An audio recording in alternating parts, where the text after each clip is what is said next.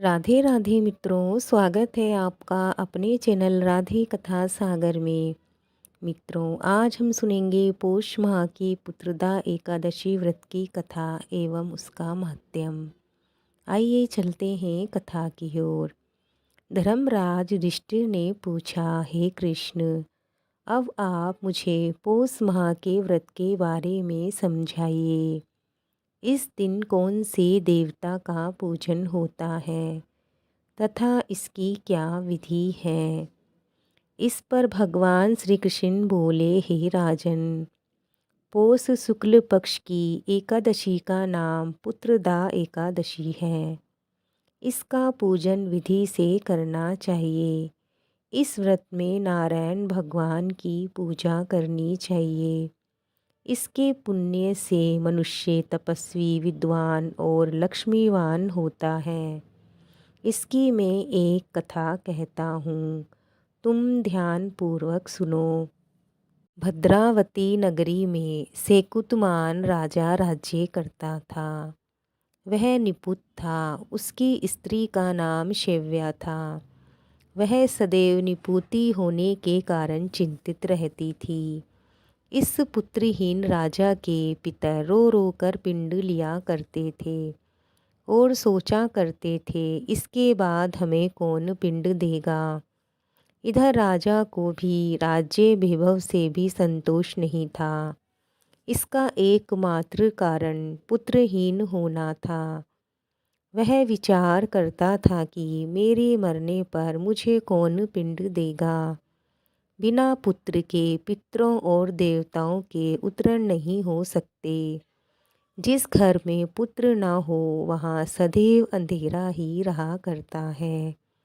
इसीलिए मुझे पुत्र की उत्पत्ति के लिए प्रयत्न करना चाहिए। पूर्व जन्म के कर्मों से इस जन्म में पुत्र, धन आदि मिलते हैं। इस तरह राजा दिन रात इसी चिंता में लगा रहता।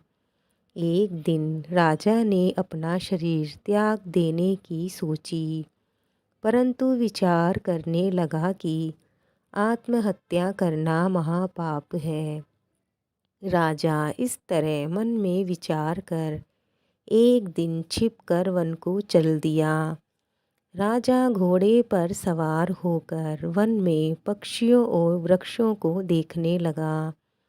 हाथी अपने बच्चों और हथिनियों के बीच में घूम रहे हैं। राजा सोच विचार में लग गया। राजा प्यास के कारण अत्यंत बेचैन होने लगा और पानी की तलाश में आगे बढ़ा। कुछ ही आगे जाने पर उसे एक सरोवर मिला।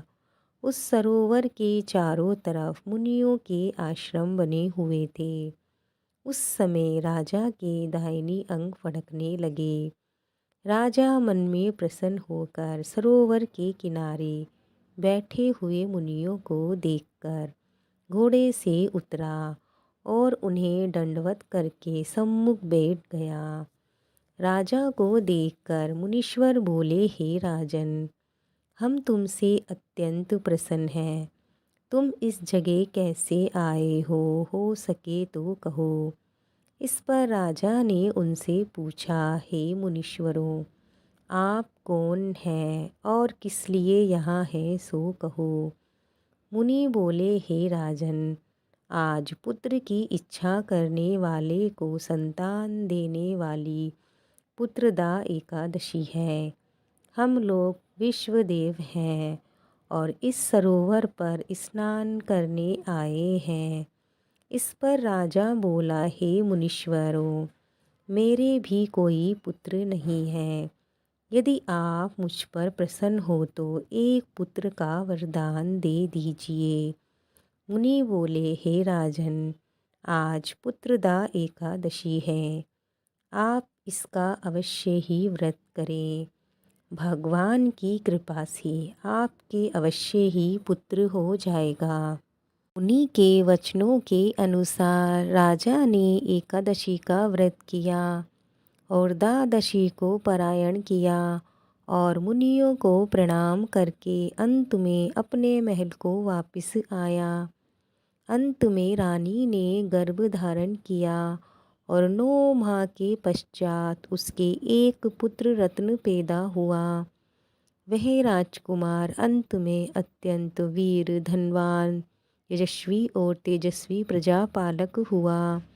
श्री कृष्ण भगवान बोले, हे राजन, पुत्र प्राप्ति के लिए पुत्रदा एकादशी का व्रत करना चाहिए। जो मनुष्य इसका महात्म्य श्रवण व पठन करते हैं उनको स्वर्ग की प्राप्ति होती है। मित्रों, ये कथा यही पूरी होती है। भगवान श्री कृष्ण की कृपा आप सब पर बनी रहे। ये अब हम सुनेंगे एकादशी की कथा। एक राजा था, उसके राज्य में प्रजा सुखी थी।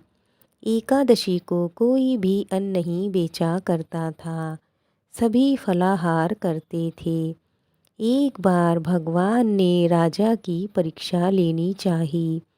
भगवान ने एक सुंदरी का रूप धारण किया तथा सड़क पर बैठ गए। तभी राजा उधर से निकला और सुंदरी को देख चकित रह गया। उसने पूछा, हे सुंदरी, तुम कौन हो और इस तरह यहाँ क्यों बैठी हो? तब सुंदरी बने भगवान बोले, मैं निराश्रिता हूँ। नगर में मेरा कोई जाना पहचाना नहीं है, किससे सहायता मांगूं? राजा उसके रूप पर मोहित हो गए।